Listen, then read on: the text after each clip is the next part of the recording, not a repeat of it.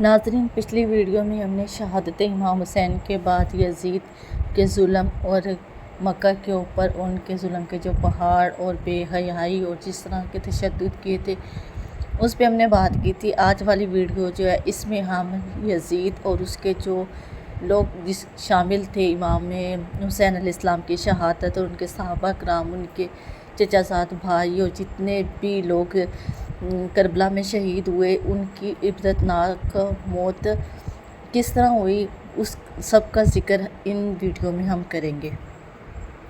ناظرین، شہادت امام حسین رضی اللہ تعالیٰ عنہ کے بعد عمر بن سعید، عبداللہ بن زیاد اور یزید کو یہی لگا تھا کہ اب ہم بڑی بڑی سلطنت پہ جیسے چاہے حکومت کر سکتے ہیں، ہمارا کوئی کچھ بھی نہیں بگاڑ سکتا اور ہر جگہ ہمارا چرچا ہوگا اور ہماری حکومت ہوگی۔ ان کی حکومت کے اسی لالچ نے انہیں تاریخ کی بدترین ظلم کے پہ اکسایا۔ ان کے مائنڈ میں یہ تھا کہ امام حسین علیہ السلام ہی کی جو موجودگی تھی یا ان کی سلطنت میں ان کے گول کو اچیو کرنے میں، یعنی ان کی حکومت آنے میں جو سب سے بڑی رکاوٹ تھی وہ صرف امام حسین علیہ السلام کی شخصیت تھی۔ اس کے علاوہ کوئی بھی ان کی راہ میں رکاوٹ نہیں بن سکتا، جو کہ ان کی سوچ یہ غلط تھی۔ امام حسین علیہ السلام کی شہادت کے بعد انہوں نے سوچا کہ لو، اب تو امام حسین علیہ السلام رستے سے ہٹ گئے ہیں اور اب ہم لمبے پیریڈ یعنی ایک لمبے عرصے تک اپنی سلطنت کو قائم کر سکتے ہیں۔ مگر یہ غلطی پہ تھے۔ انہیں معلوم نہیں تھا کہ شہدائے کربلا کی قربانیاں ایک دن ضرور رنگ لائیں گی اور ان کے ظلم سے بنائی ہوئی عمارتوں کے پرزے تک اڑ جائیں گے اور ایک ایک شخص جو قتل امام میں شامل ہوا طرح طرح کی عبرتناک تکلیف میں مبتلا ہو کے مرے گا۔ یہ نہیں جانتے تھے کہ ان پر بھی کچھ لوگ مسلط کیے جائیں گے جو ان کے جسموں کو اپنے گھوڑوں سے روندیں گے۔ ان کے چپاتوں کی کثرت ان کے کسی کام نہیں آئے گی۔ کیسی کیسی سزائیں انہیں دی جائیں گی، سولیوں پہ چڑھایا جائے گا۔ ان کی لاشوں کو بھی لوگ ناپسند کریں گے۔ دنیا کے گوشے گوشے میں ہر شخص ان کی لاشوں پہ اور ان پہ بے شمار لعنتیں بھیجے گا۔ ان کی ہلاکت دنیا کے لیے عبرت کا نشان بنے گی اور انہیں اپنی جان بچانا مشکل ہو جائے گی۔ ناظرین، یزید کی موت کا تو آپ کو پتہ ہی ہوگا کہ وہ پیٹ کے درد اور شدید زخموں کی وجہ سے تڑپ تڑپ کر مرا تھا۔ یہیں تک نہیں، مرنے کے بعد اس کی باڈی میں اس قدر گندی بدبو پیدا ہو گئی تھی۔ تاریخ سے یہ بھی پتہ چلتا ہے کہ جب بنو عباس کے زمانے میں یزید کی قبر کھودی گئی تو اس کی ہڈیاں جل کر بلیک یعنی کالی سیاہ کوئلے کی طرح ہو چکی تھی۔ آج کی ویڈیو میں ہم ان لوگوں کا ذکر کریں گے جو یزید کے ساتھ مل کے امام حسین علیہ السلام کی شہادت میں شامل تھے۔ جب کوفہ میں اعلان ہوا کہ امام حسین علیہ السلام، ان کے رفقا، ان کے صحابہ کرام، ان کے چچا زاد بھائیوں اور ان کے اہل خانہ کو جس بے دردی سے شہید کیا گیا ہے اور جو لوگ اس میں شامل تھے وہ سب کے سب اس سزا کے لیے تیار ہو جائیں، اور کوفہ میں یہ اعلان کر دیا گیا کہ قاتل امام حسین علیہ السلام کے قاتلوں پر اپنے دروازے اور رہائے گاہ اور پناہ گاہوں کے دروازے بند کر دیے جائیں گے۔ ناظرین، یہی نہیں بلکہ ان کو اتنا سخت آرڈر دیا گیا کہ جو بھی قاتل امام حسین علیہ السلام کے قاتلوں کو غلطی سے بھی پناہ دے گا اس کو دہکتی ہوئی آگ میں ڈال دیا جائے گا، تاکہ دوسرے لوگوں کے لیے یہ وارننگ ہو کہ وہ قاتل امام حسین علیہ السلام کو اپنے گھروں میں پناہ نہیں دیں گے۔ رات بھر سپاہی اور فوجی جاسوس چن چن کے قاتل امام حسین علیہ السلام کو گرفتار کرتے رہے۔ صبح ہوتے ہی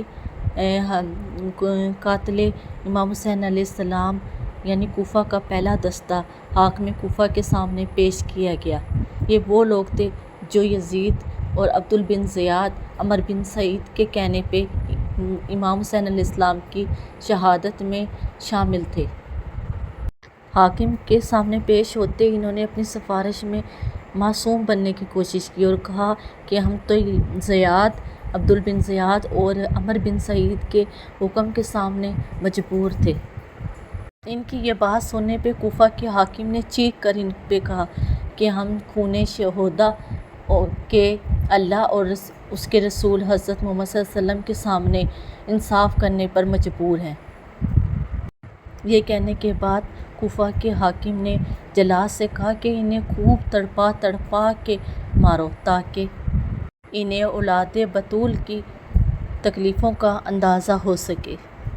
اور اسی طرح شام تک قاتلوں کے دستے پیش ہوتے رہے اور کوفہ کی زمین ان کے ناپاک خون سے سیراب ہوتی رہی۔ ابن زیاد کے بارے میں معلوم ہوتا ہے کہ وہ مختصر سا لشکر لے کے جنگل کی طرف بھاگ جاتا ہے۔ یہ خبر ملتے ہی ابراہیم بن مالک اشتر نے فوراً لشکر کا مقابلہ کرتے ہوئے روانہ ہوا۔ ان دونوں میں مقابلہ ہوا۔ کافی دیر مقابلہ ہونے کے بعد آخرکار ابن زیاد کو شکست ہوئی اور وہ زخموں کی تاب نہ لاتے ہوئے زمین پر گر پڑا۔ ابراہیم نعرہ تکبیر بلند کرتے ہوئے اس کے سینے پہ چڑھ گیا اور کہا کہ آج تم نے دیکھ لیا نا کہ خدا ظالموں سے کس طرح بدلہ لیتا ہے۔ یہ کہہ کے اس نے اپنا خنجر نکالا اور اس کے سینے کے آر پار کر دیا۔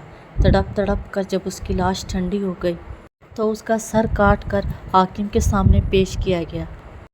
کوفہ کو سجایا گیا اور کوفہ کو جمع کر کے ظالم کا سر اسی جگہ پہ رکھا جہاں اس ظالم بدبخت نے امام حسین علیہ السلام کا سر رکھا تھا۔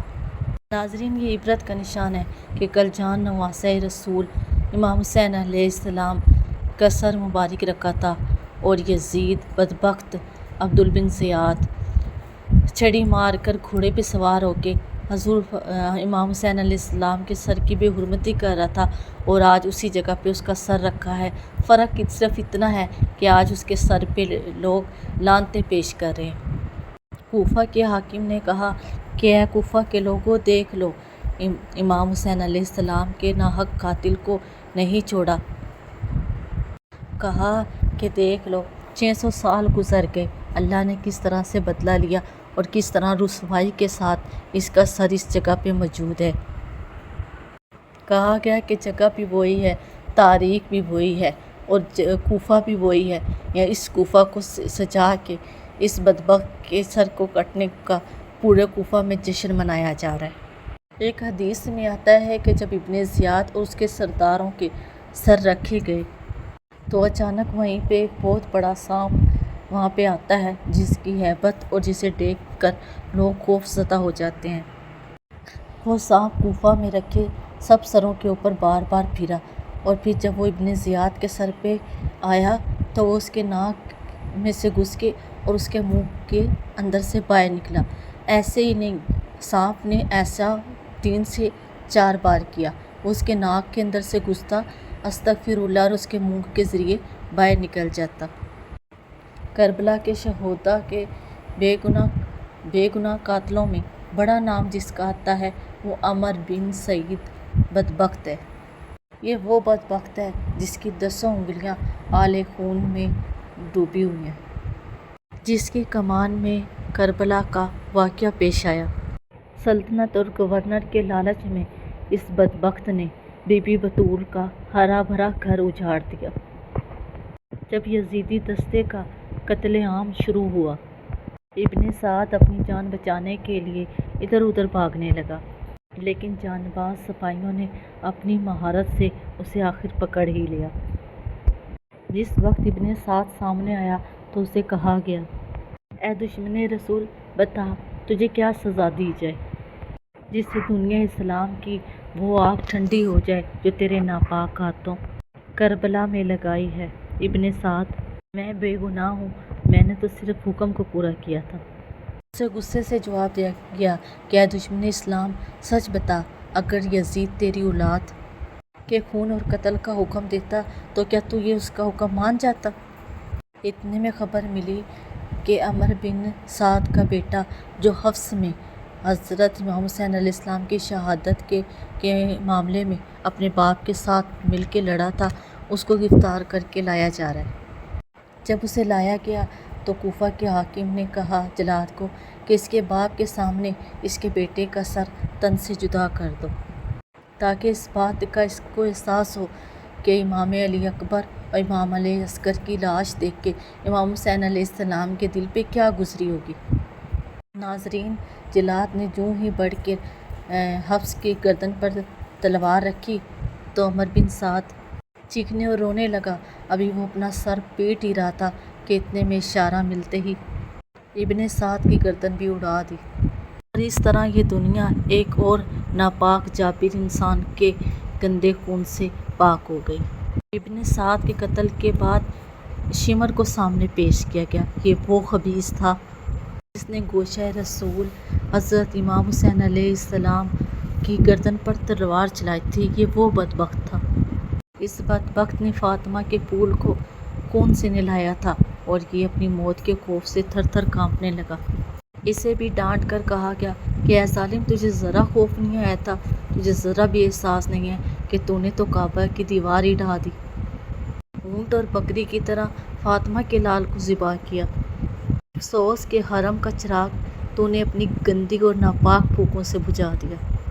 اے بدبخت، تیرا ظلم تو اتنا بڑا ہے کہ اگر میں تیرا جسم زندہ جلا کے اور اس کی راکھ ہوا میں اڑا دوں تو تب بھی امام حسین علیہ السلام کی شہادت کا خون کا بدلہ پورا نہیں ہو سکتا۔ پھر جیسے ہی تلوار اٹھائی گئی تو شمر نے گڑ گڑا کے روتے ہوئے کہا کہ میں پیاس سے تڑپ رہا ہوں، مجھے صرف ایک گھونٹ پانی پلا دیا جائے۔ جواب دیا گیا، شمر، وہ وقت یاد کر جب تیری فوج نے شمر کے مقام پر 22,000 تلواروں کا پہرہ بٹھا دیا تھا، اور اہل ایمان کے بچے اور پردہ دار عورتیں 3 دن تک پانی کی ایک ایک بوند کو ترستے رہے۔ تجھے یہاں تو ہرگز پانی نہیں ملے گا، ہاں جہنم کا بدترین اور خوفناک پانی تیرے انتظار میں ضرور ہے۔ شمر ابھی کچھ کہنا ہی چاہتا تھا کہ جلاد نے آگے بڑھ کر تلوار مار کے اس کا سر تن سے جدا کر دیا۔ شمر کی لاش کے بارے میں تاریخ میں آتا ہے کہ اس کی لاش کو گھوڑوں کی ٹاپوں سے رون دیا گیا اور کتوں کے لیے پھینک دیا گیا۔ کربلا کے واقعے میں جن بڑے بدبختوں کا نام آتا ہے ان میں ایک نام علی بن یزید تھا۔ یہ وہ بدبخت انسان ہے جس نے گوشہ رسول کے سینے پہ پوچھا مارا تھا اور امام حسین علیہ السلام کا سر نیزے پہ چڑھا کے خوشی سے ناچا کرتا تھا۔ اسے جب پکڑ کے لایا گیا تو یہ اپنی موت کے ڈر سے خوف سے کانپنے لگا۔ جلاد نے اس کے دونوں ہاتھ کاٹ دیے، اور جب پاؤں کاٹنے کا حکم دیا گیا تو وہ درد کی شدت سے زمین پہ لوٹنے لگا۔ اسے چیخ کر کہا گیا کہ ضبط سے کام لے، تیری لگائی ہوئی آگ مسلمانوں کے دلوں کو کبھی بھی ٹھنڈا نہیں کر سکے گی۔ کہا، جو جرم اور جو گناہ تو نے کیا ہے اس کے بدلے میں تو ہم تجھے جتنی بھی سزا دیں، یہاں تک کہ تیرے جسم کا ایک ایک ٹکڑا الگ کر دیں، تو یہ اس کے آگے بہت کم ہے۔ تیری اصل سزا تیری آخری ہجکیوں کے بعد یعنی جہنم میں شروع ہوگی۔ حکیم بن طفیل یہ وہ بد نصیب انسان تھا جس نے حضرت عباس علمدار کو شہید کر کے ان کے لباس اور اسلحے پہ قبضہ کر لیا تھا، اور آپ کے مسکیزے کو تیروں کی بارش کر کے شہید کر دیا گیا تھا، جس میں وہ پانی شامل تھا جو عباس علمدار کربلا کے معصوم بچوں کے لیے لے کے جا رہے تھے، وہ سارا پانی گر گیا۔ عبداللہ نامی سپاہی چند سپاہیوں کے ساتھ مل کر اسے گرفتار کرنے کے لیے گیا۔ اس نے اسے گرفتار کیا اور دربار کی طرف چلنے لگا۔ حکیم پکڑا گیا، اور جب حکیم کے گھر والوں کو پتہ چلا کہ حکیم پکڑا گیا تو انہوں نے سفارش بھجوائی کوفہ کے حاکم کے پاس کہ حکیم تو بے گناہ ہے اور قتل حسین میں اس کا کوئی ہاتھ نہیں، تو لہٰذا اسے مارا نہ جائے۔ سفارش کرنے کے بعد حاکم کوفہ راضی ہو گیا۔ اس نے یہ فیصلہ کر لیا کہ حکیم کو جب دربار میں لایا جائے گا تو اسے رہا کر دوں گا، اور ادھر سپاہیوں تک یہ خبر پہنچ گئی کہ حکیم کے لیے تو سفارش کی گئی ہے اور اب حکیم کو رہا کر دیا جائے گا۔ سپاہیوں نے اپنے ہیڈ یعنی لیڈر سے کہا کہ یہ تو سفارش کی وجہ سے بچ جائے گا، بٹ ہم سب بخوبی جانتے ہیں کہ اس نے یہ جرم کیے ہیں، لہٰذا بہتر یہی ہے کہ ہم اسے رستے میں ہی قتل کر دیں۔ لہٰذا عبداللہ کو سپاہیوں کی بات سمجھ آ گئی اور اس نے حکیم کو قتل کرنے کی اجازت سپاہیوں کو دے دی۔ سپاہی حکیم کو ایک گھر میں لے گئے اور اس کے ہاتھ باندھ دیے اور کہا کہ تو نے امام عباس علمدار کو شہید کیا تھا اور امام علی مکان کے سینے پہ تیر مارا تھا، ہم بھی تجھے تیر ماریں گے۔ اور انہوں نے اس پہ اتنے تیر برسائے جس کی وجہ سے اس کی ہلاکت ہو گئی۔ اب چلتے ہیں دوسرے گنہگار قاتلوں کی طرف۔ ناظرین، جب مسلم بن عقبہ مدینہ سے فارغ ہوا اور 3 دن لوٹ مار کے بعد اس کے سپاہی ان سب کو ساتھ لے کر وہ مکے کا رخ کرنے لگا۔ ابھی رستے میں تھے کہ مسلم بن عقبہ کو موت آ گئی اور موت سے پہلے مرتے ہوئے اس نے عمر بن حسین کو بلایا، اگر میرے ہاتھ میں ہوتا تو میں تجھے کبھی اس لشکر کا کمانڈر نہیں بناتا، لیکن میرے ہاتھ مجھے ہمارے خلیفہ یزید نے کمانڈر مقرر کر دیا ہے، اس لیے میں کمانڈر کا حکم تو رد نہیں کر سکتا۔ لہٰذا میں 4 باتیں تجھے بتا دیتا ہوں، انہیں یاد رکھنا۔ مکہ کے لیے جلدی روانہ ہو جانا۔ دوسری بات کہ جنگ شروع کرنے میں دیر نہ کرنا۔ تیسری بات کہ کوئی بھی خبر کسی بھی فوجی کے سامنے لیک نہیں ہونی چاہیے۔ اور چوتھی اور آخری بات کہ قریش کی کسی بھی بات پہ کبھی یقین نہ کرنا۔ حسین بن نمیر کو یہ ساری باتیں بتانے کے بعد وہ مر گیا اور اس کو وہیں کسی مقام پر دفنا کر لشکر آگے بڑھ گیا۔ مسلم بن عقبہ کی موت کے بعد عمر بن حسین یزید کے اور لشکر اور یزید کے ساتھ مل کر عبداللہ بن زبیر کے ساتھ جنگ کرنے کے لیے مکہ میں روانہ ہو گئے۔ یہاں اہل مکہ اور حجاز کے لوگ سب ان کی بیعت کر چکے تھے اور اہل مدینہ کے لوگ بھی ان کی طرف چلے آئے تھے۔ نجدہ بن عبداللہ بھی اپنے لشکر اور اپنے لوگوں کو لے کر ان کے ساتھ آ ملا تھا، خانہ کعبہ کی حفاظت اور خانہ کعبہ کو بچانے کے لیے عبداللہ بن زبیر کے ساتھیوں میں مل کے۔ ناظرین، یزیدیوں کا اتنا بڑا لشکر جو مکے کو خراب اور تباہ کرنے کے لیے اس پہ حملہ کرنے کے لیے آئے تھے، دیکھ کر کچھ لوگ عبداللہ بن زبیر کے پاس آئے اور گھبرا کر یزید سے صلح کرنے کا مشورہ دیا۔ جنگ سے پہلے یزید نے آپ کو ایک پیغام بھجوایا تھا۔ یزید نے پہلے عبداللہ بن زبیر کے پاس 2 چاندی کے کڑے، ہتھکڑیاں اور سونے کی زنجیریں اور ایک توپ اس کے پاس بھجوائی تھی اور کہا تھا کہ مجھے یقین ہے کہ تم یہ پہن کے میرے پاس آؤ گے، اور اگر تم نے ایسا نہیں کیا تو میں اپنی فوج کے ساتھ مل کر تم پہ حملہ کروں گا۔ لوگوں نے کہا کہ آپ ایسا کریں کہ آپ اس کو کپڑوں کے نیچے پہن لیں، اس طرح یزید کی قسم بھی نہیں ٹوٹے گی اور آپ کے لیے صلح کا رستہ بھی نکل آئے گا۔ تو آپ نے کہا کہ میں اللہ کی قسم اٹھا کے کہتا ہوں کہ میں کسی بھی چیز میں نرمی نہیں برتوں گا اور میں اس کی کسی بھی بات پہ آمادہ نہیں ہوں گا۔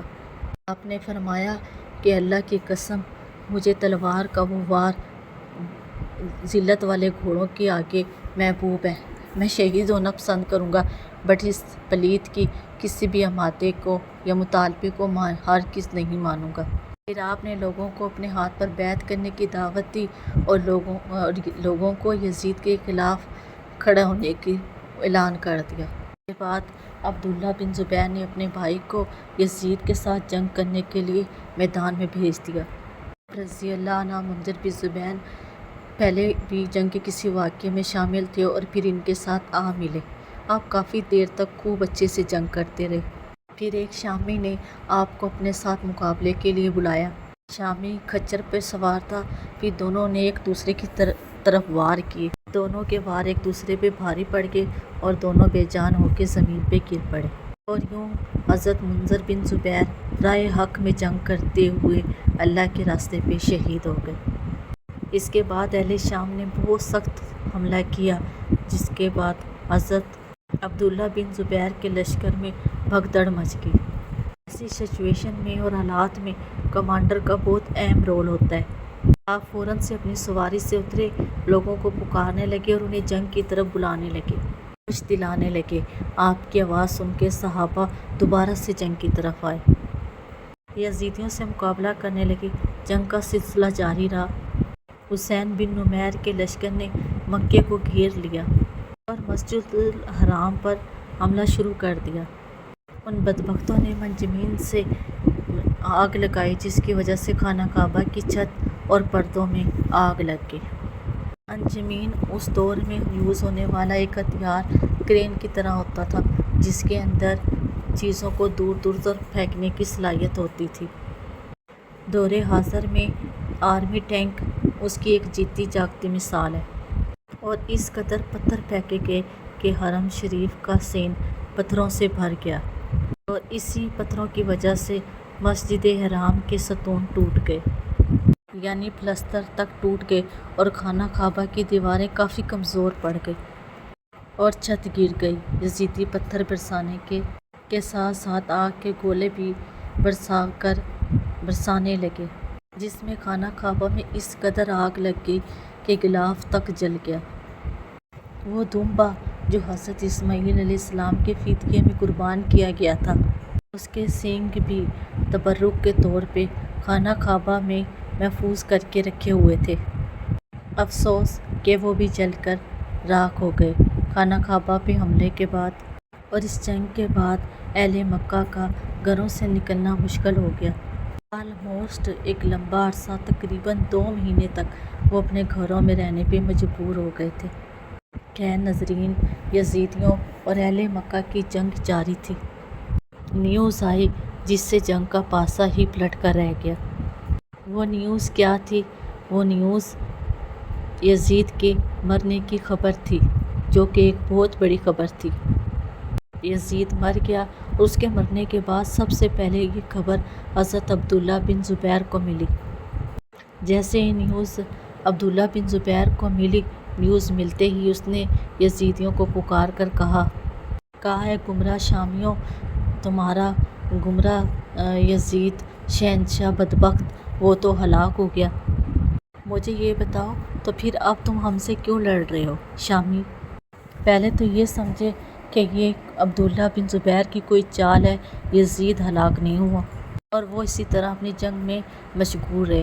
مگر تیسرے دن جب سعید بن قیس نامی شخص نے ان کو آ کر یزید کی ہلاکت کی خبر دی، تب انہیں واقعی یقین ہو گیا کہ ان کا سردار بدبخت ہلاک ہو گیا ہے۔ یزید کی موت کی خبر سنتے ہی اس کے سپاہیوں کے حوصلے پست ہو گئے، اور حضرت عبداللہ بن زبیر کی فوج کے حوصلے بلند ہو گئے۔ ایسے اللہ پاک نے اہل مکہ سے یزیدیوں کی گندہ سایہ دور فرما دیا۔ یزید کی بھیانک موت کیسے، کیوں، کب ہوئی، یہ سب میں آپ کو بتاتی ہوں۔ یزید کی موت اچانک نہیں ہوئی۔ موت سے پہلے یہ کسی دردناک، اذیت دینے والی، جس کا کوئی علاج نہیں تھا، اللہ کی طرف سے ایسی بیماری میں مبتلا ہو چکا تھا۔ پیٹ کے درد اور اس کے جسم پہ کچھ اس طرح کے زخم پڑ گئے تھے، جن کی درد کی وجہ سے وہ اس طرح تڑپتا تھا جیسے مچھلی پانی کے باہر۔ آخری وقت میں جب اسے اپنی موت کا واقعی یقین ہو گیا، تب اس نے اپنے بڑے بیٹے معاویہ بن یزید اور سلطنت کے بارے میں اسے سمجھانے اور تجویز اور نصیحتیں کرنے لگا کہ اسے یزید کے بعد کیسے سلطنت کے معاملات سنبھالنے ہیں۔ ابھی وہ نصیحتیں کر ہی رہا تھا کہ اس کے بیٹے نے کھڑے ہو کے تخت پہ لات ماری اور کہا کہ جس تخت اور سلطنت پہ امام حسین علیہ السلام اور اہل بیت اہل محمد صلی اللہ علیہ وسلم اور کربلا کے خون کے دھبے ہوں، تو میں اس پہ لعنت بھیجتا ہوں۔ میں ایسی سلطنت کو ہرگز قبول نہیں کرتا جس میں شہدائے کربلا کا خون شامل ہو، اور میں خدا کے آگے دعا کرتا ہوں کہ خدا مجھے اس منحوس اور گندی سلطنت سے محروم ہی رکھے تو بہتر ہے۔ وہ سلطنت جس کی بنیادیں نواسہ رسول کے خون سے رکھی گئی ہوں۔ یزید اپنے بیٹے کی یہ ساری باتیں سن کے غصے اور تکلیف کی وجہ سے اپنے پلنگ پہ تڑپنے لگا اور لاتیں مارنے لگا۔ استغفر اللہ، یزید کی موت سے چند دن پہلے اس کی آنتیں سڑ گئی تھی اور اس میں کیڑے پڑ گئے تھے، اور وہ خنزیر کی طرح چیخیں مارا کرتا تھا۔ پانی کا ایک قطرہ بھی اگر اس کے منہ میں ڈال دیا جاتا تو وہ حلق سے نیچے اترتے ہی سوئی کی طرح اسے چبھنے لگتا۔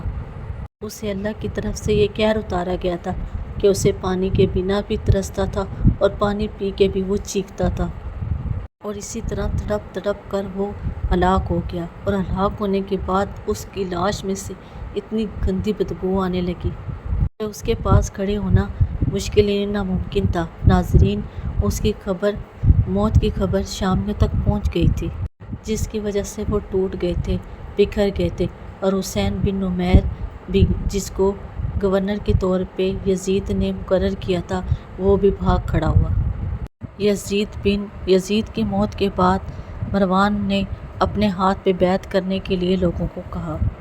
جب عمیر بھی مر گیا تو عبد بن عمیر نے اپنے ہاتھ پہ بیعت لینا شروع کر دی اور حجاج بن یوسف کو لشکر دے کے اس کا گورنر بنا کے مکہ روانہ کر دیا۔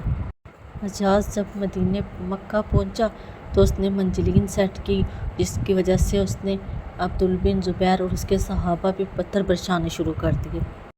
جس دن عبداللہ بن زبیر کی شہادت کا دن تھا، آپ اپنی والدہ بنت ابو بکر صدیق اسما کے پاس آئے۔ اس وقت آپ کی والدہ بی بی اسما کی عمر 100 سال تھی، اور سب سے حیران کرنے والی بات یہ ہے کہ 100 سال کی عمر میں ان کا ایک دانت بھی نہیں گرا تھا اور نہ ہی ان کی آنکھوں کی بینائی کمزور ہوئی تھی۔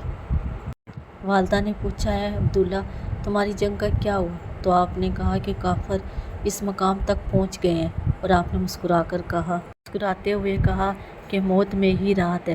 تو آپ کی والدہ نے کہا کہ اے میرے بیٹے، تو نے میرے موت کی تمنا کی ہے، بٹ میں تو اس تک مرنا نہیں چاہوں گی جب تک تمہارا کوئی فیصلہ نہ ہو جائے۔ اگر تم جیت جاتے ہو تو میری آنکھیں ٹھنڈی ہو جائیں گی، اور اگر تم شہید ہوتے ہو تو میں اسے صبر سمجھوں گی کہ میرا بیٹا اللہ کی راہ میں راہ حق کی مانگ کرتے ہوئے شہید ہو گیا۔ آپ نے اپنی والدہ کو الوداع کہا۔ الوداع سے پہلے آپ کی والدہ نے آپ کو نصیحت کی کہ بیٹا، موت کے ڈر سے یا شہید اور قتل ہونے کے ڈر سے اپنے دین کی معاملے میں کوئی خصلت، کوئی کوتاہی بھی برداشت نہ کرنا۔ یہ نصیحت سن کے آپ روانہ ہوئے اور مسجد میں داخل ہوئے۔ جب آپ مسجد میں داخل ہوئے تو لوگوں نے آپ سے کہا، کیا ہمیں ان سے صلح کی بات نہیں کرنی چاہیے؟ کہا، کیسی بات کرتے ہو، یہ صلح کا وقت ہے۔ خدا کی قسم، اگر دشمن تمہیں کعبے کے اندر بھی پا لیں ضرور تمہیں زندہ کر دیں گے۔ پھر آپ نے ایک شعر پڑھا جس کا ترجمہ کچھ یوں تھا، میں ذلت و رسوائی کے بدلے زندگی کا خریدار نہیں ہوں، اور نہ ہی موت کے ڈر سے سیڑھی پہ چڑھنے والا ہوں۔ آپ نے اپنے ساتھیوں کو نصیحت کرتے ہوئے فرمایا، جس طرح تمہارے چہرے غصے سے بھرے ہوئے ہیں، اسی طرح تمہاری تلواریں غصے کی وجہ سے آگ نکالیں۔ تم میں سے کسی کی بھی تلوار نہ ٹوٹنے پائے۔ پھر وہ عورت کی طرح ہاتھوں سے اپنا دفاع کرنے لگے۔ اللہ کی قسم، جب بھی کسی لشکر سے میرا سامنا ہوا ہے، میں ہمیشہ سے پہلی صف میں رہا۔ آپ نے شامیوں پہ حملہ کر دیا۔ ناظرین، سب سے پہلے اسود نامی آدمی نے آپ کا مقابلہ کیا۔ آپ نے ایک ہی وار میں اس کی ٹانگ کاٹ دی، اور اسی طرح آپ شامیوں پہ حملہ کرتے رہے اور انہیں دور بھگاتے رہے۔ ساتھ ساتھ فرماتے رہے کہ کاش کوئی شخص ایسا بھی ہم بلہ ہوتا کہ میں اکیلا ہی اس کے لیے کافی ہوتا۔ تاریخ میں آتا ہے کہ مسجد کی چھت پر آپ کے کچھ مددگار چڑھے ہوئے تھے جنہوں نے حملہ کیا، اور وہ مسجد کی چھت سے دشمنوں پہ اینٹیں برسا رہے تھے کہ اسی دوران غلطی سے ایک اینٹ آپ کے سر پر آ لگی۔ آپ وہیں پر ٹھہر گئے اور فرمانے لگے، ہم وہ لوگ نہیں ہیں جو پیٹھ پھیر لیں اور جن کی وجہ سے ان کی ایڑیوں پہ خون اترنے لگے، بلکہ ہم وہ ہیں جو ثابت قدم سینہ تان کے مقابلہ کرتے ہیں، جس کی وجہ سے ہمارے قدموں پہ خون گرتا ہے۔ ناظرین، چوٹ کی شدت بہت زیادہ تھی اور آپ نڈھال ہو کے زمین پہ بیٹھ گئے۔ اس کی وجہ سے دشمنوں کو موقع مل گیا۔ موقع کا فائدہ اٹھا کے انہوں نے تلوار سے آپ کا سر تن سے جدا کر دیا۔ انا للہ و انا الیہ راجعون۔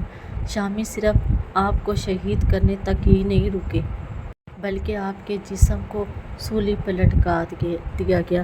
حضرت یعلا رحمۃ اللہ فرماتے ہیں کہ میں حضرت عبداللہ بن زبیر کی شہادت کے 3 دن بعد مکہ میں گیا تو میں نے دیکھا کہ آپ کی لاش ابھی تک سولی پہ لٹکی ہوئی ہے۔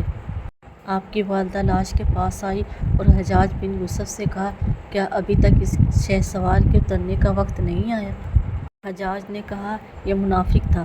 آپ کی والدہ حضرت اسما نے کہا، خدا کی قسم، یہ منافق نہیں تھا کہ یہ تو عبادت گزار، نماز پڑھنے والا، روزے رکھنے والا تھا۔ حجاج نے بدتمیزی کرتے ہوئے کہا، اے بڑھیا، واپس چلی جا، تیری عقل زائل ہو گئی ہے۔ آپ نے کہا، نہیں، میری عقل ضائع نہیں ہوئی ہے، بلکہ جب سے میں نے نبی کریم صلی اللہ علیہ وسلم سے یہ بات سنی ہے، وسلم سے سنا تھا کہ یزید میں سے قافلہ یزید میں سے ایک جھوٹا منافق اور گناہ گار شخص جو لوگوں کا قتل عام کرے گا وہ ہوگا۔ جھوٹے شخص کا تو ہم پہلے ہی دیکھ چکے ہیں اور لوگوں کا قتل عام کرنے والا وہ تو ہے۔ ایک روایت میں آتا ہے کہ حضرت عبداللہ ایک دفعہ حضور صلی اللہ علیہ وسلم سے ملے تو آپ نے دیکھا کہ ہمارے پیارے نبی صلی اللہ علیہ وسلم حجامہ کروا رہے ہیں۔ فرمایا عبداللہ یہ خون لے جاؤ اور ایسی جگہ دفنا دو جہاں کوئی نہ دیکھے۔ عبداللہ بن زبیر فرماتے ہیں کہ میں نے باہر جا کے سبحان اللہ یہ سارا خون خود پی لیا۔ جب میں واپس آیا تو فرمایا عبداللہ خون کہاں پہ دفن کیا؟ میں نے فرمایا حضور ایسی جگہ جہاں کوئی نہیں دیکھے گا۔ فرمایا شاید تو نے اسے پی لیا۔ میں نے عرض کی جی ہاں۔ فرمایا تجھے خون پینے کے لیے کس نے کہا تھا؟ یہ خرابی ہے تیرے لیے اور تجھ سے لوگوں کے لیے۔ حضرت عبداللہ بن زبیر اتنے نیک تھے کہ ایک دفعہ ان کی ذکر ہوا تو آپ کی والدہ نے کہا کہ آپ اتنے عبادت گزار تھے کہ آپ کی راتیں عبادت میں اور دن روزے میں گزرا جاتا تھا، جس کی وجہ سے آپ کو کعبہ اور مسجد کا کبوتر کہا جاتا تھا۔